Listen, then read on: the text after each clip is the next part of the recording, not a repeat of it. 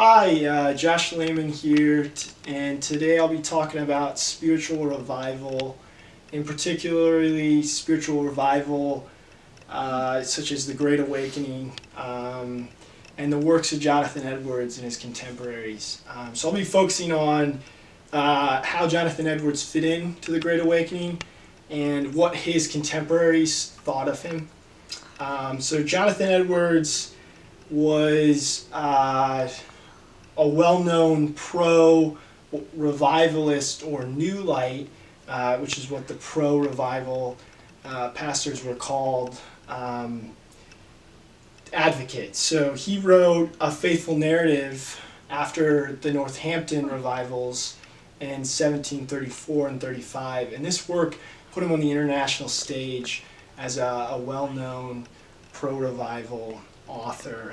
And in this work he gives an account of the revival as well as defends the validity of those revivals, that they were a result of God working through the Holy Spirit. Now later on in the 1740s, which is when the Great Awakening happens, George Whitefield comes to America on several different preaching tours. He'd give over 7, and he stirs the flames of the revival, and he's the main voice of the revival as a preacher, while Edwards would give multiple sermons during the Great Revival, with his sermon "Sinners in the Hands of an Angry God" being one of the most well-known sermons in American history, which he gave at the height of the revival, and also just a sermon that had a great conversion response.